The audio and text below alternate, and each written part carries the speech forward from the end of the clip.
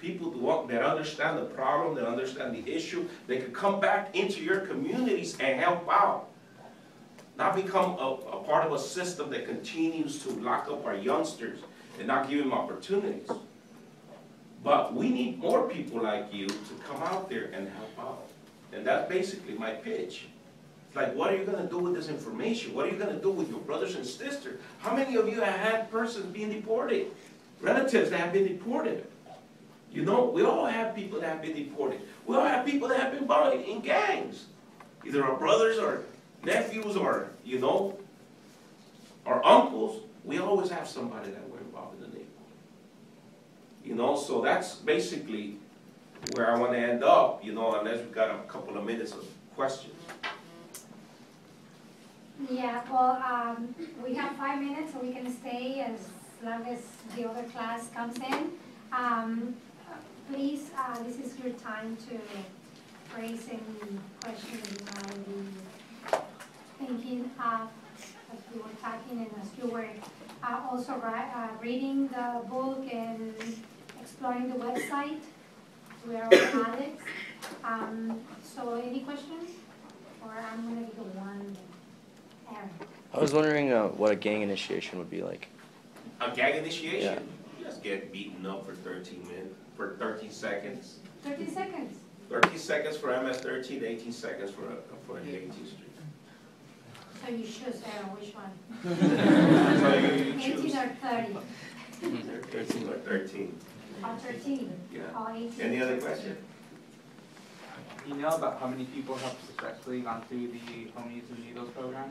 Like how many people have been helped? We've gone and talked to kids in schools and done presentation for over 6,500 kids, right? But we've had over 1,200 that have graduated directly from our Epiphany Project program, which is a life skills program directed to helping individuals understand why they do what they do.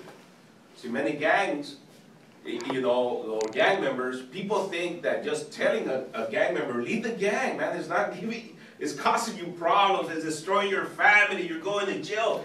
Just stop and leave it. They think that that's going to stop them, but no. Once you start working with, like, how did you believe that killing somebody for a number of letters? When did you start believing in that? When did you start believing that it was all right to kill that guy that grew up on the other block that you don't know? When did you start believing that you were going to die for those numbers of those letters? Where did you start believing in that? See, and that approach has not been taken into talking to one-on-one or in a group setting with these youngsters. So in our programs, we answer those questions. They answer the questions. You know, so we've had over 350 of them also completely remove their tattoos. You know, and if you want, we got a newsletter. I didn't bring so many, and a flyer over here that you guys can pick up. You know, so for more information. If not, you can go to homiesunidos.org. And I was telling them that this is a good opportunity. This is Christmas time, right? We have extra $5, $10, $20, whatever. Instead of going to get the latest gadget, you can also support economically these community organizations that are working with the community, and that, as we all know, economic crisis is hitting everything, including the funding that they get. So $5. I got some shirts also and some journals that I can pull out. They're in my bag. Nice. You can get them. What was prison? No, right here. What was prison like? What was prison like? Oh, yeah. Well, look, man, you seen Gangland? You seen all those prison shows on MSNBC? You know, I mean, it's not every day that people get stabbed. It's not every day that people get raped. It's not, and just to say rape, you know, hardly anybody gets raped. Also, it does happen to individuals that are LGBTQ or individuals that are child molesters. You know, that might happen to them. You know, but it's not the way they portray it. You know, that it's kind of scary. You know, once you're there, man, it's up to you the level of involvement you want in the prison. Because every time I went to prison, I didn't want to get involved with prison politics. I just wanted to go do my time and go home.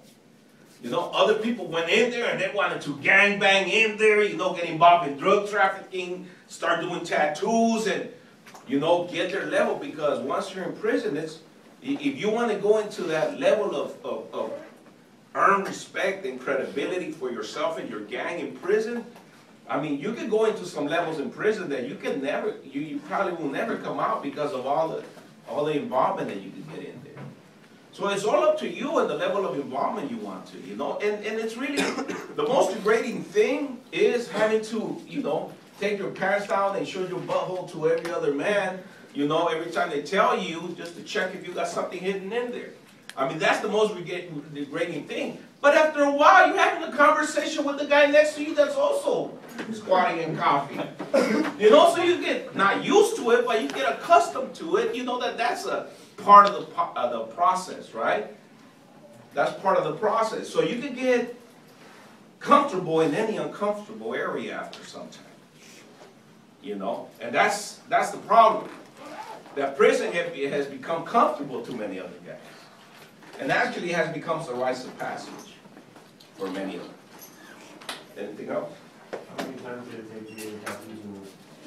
How many sessions? Sessions. Yeah, it could take up to 10, 15 sessions. For me, it took 4 sessions to get a collage right here that I had over here.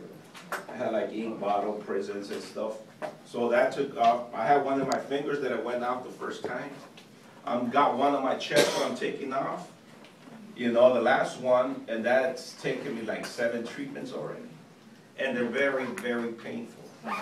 And the significance of getting a tattoo off is that you're not only shedding, you know, something that's written on you, but you're shedding the internal, the heart and the mind. You're shedding away something that you were willing to die for or kill for. So it's really significant when you have an individual that wants to take off their tattoos, is because they're shedding a part of their life. The day was really significant. So it's really critical and important. And that's why, you know, we go around and fundraise, because tattoo removal, How much it costs? it costs about $3,000 to remove one tattoo. Oh. But through us, you know, we have a clinic that we work for, and they only charge us $100 per session. $100 per session. And they focus specifically on gang-related tattoos, but we've been able to push like women, you know, with domestic violence, because a lot of many of the women that we find, they come to try to remove their tattoos, they got jogi, you know, tattooed on their neck, and it's the guys basically that have forced them to get their tattoos written on their neck, on their breast, you know, on the bottom of their, you know, back, you know, and it's part of this domestic violence thing that we really, you know, take into consideration when it comes to women. Last quick. Going back to like after you escaped your gang life, was there ever a time where you reminisced about how you missed the strength and the support from like your homies? Like, you know how you guys create a family? Like, do you ever like sometimes miss that? Yeah, and I mean, it's like this. You know, you create an environment in which you create something in which you don't have, which is the bonding, the protection, you know, the easy access to drugs, money, and women, and partying, and whatnot, right? You create that environment when you join the gang. And it's the same for women, you know? The women look for that cholito bonito in the barrio, you know, and they you know, in order to have that cholito, she wants to be a homegirl, right? And it goes different ways. Now, the issue of women, I can talk a little bit more, but in regards to that, you know, you create that family structure within the barrio that you don't have, because you replaced it. Now, you need to create something similar to that to get out. So once my son was born out, when I was able to flee El Salvador a year after, my son was already a year old. I came back and tried to bond with him. His mother had abandoned him, you know, because she was a homegirl, and she was in prison. So my mother was the one taking care of my son. So once I came back and said, you know what, I don't want this, like, because that's the way I was thinking before I got deported. Once I came back over here, I was thinking, how do I give my son an opportunity that I didn't have? So that was my bonding. That became my sole purpose. So that created the family structure that I needed to develop, that the body was holding on to me. You know, and now I have 3 kids, I have a wife, and all, so I don't need the body for that healing. But I still kept the relationship with them because of my work, because of many of them were good friends. Maybe they did bad choices, they did bad activities, but these were people that I grew up with, that I have a relationship with, that doesn't have to be gang activity or violence. There's some guys that I used to, you know, they still call sometimes and say, hey man, why don't we have a beer? You know, I say, sure man, reminiscing on the old days, but don't get me involved in your drama. You know, you can still maintain those relationships if you don't do something disrespectful to the barrio when you transition out. Because there is way in which you want to leave the barrio and you never come back, and then the barrio is looking for you. But that happens when you disrespect the neighborhood, and I never disrespected them. I just told them that I was hanging my gloves and I needed to take care of my son because they weren't going to take care of him if I got one. And they respected that. They respected the fact that I took it to them, that they didn't come looking for me, which was different. And that has worked in our work that we do when we have a youngster that, we recently had a young girl, 16-year-old, that the barrio seen her after we had kind of pulled her out. We told the barrio that she had gone to El Salvador, but she was actually in the shelter where we pulled her in while things settled down, right? Because she thought that the homies were wanting to kill her because she witnessed a crime. But that wasn't true. That she wasn't snitching, right? But that's what the homies thought. So she needed to get away, so we took her out of the neighborhood automatically and shot a word that she had been to El Salvador. But after a while, we had gang members from her gang come over to the office and they saw her. It was like, hey man, we thought you were in El Salvador. And then, you know, then they wanted to call her in for a beating and they wanted her to get back in the neighborhood because they needed more women, you know. And she stood her ground. She said, Alex, I'm going to go, but I'm going to tell them. And I'm going to tell them what you told them when you went over there. And she went and stood strong right there, and she said, you guys ain't taking care of me. I'm trying to do something for my life. And the guys respected that. There was one guy she had on the corner, and that was like, you know, G homie, you know, that said, ain't nobody going to touch this girl. You let her be. There's always going to be somebody that understands. And she walked out.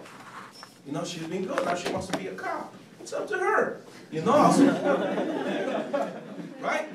But there's always ways. And we can say, you don't have to leave. You guys need to go, but you had a question, Jennifer. You guys want to wait and listen to the question you have for us? so and the shirts are $10 each. We've got women's shirt, and we've got guys' shirt, and information over here. We have journals if you want for $5.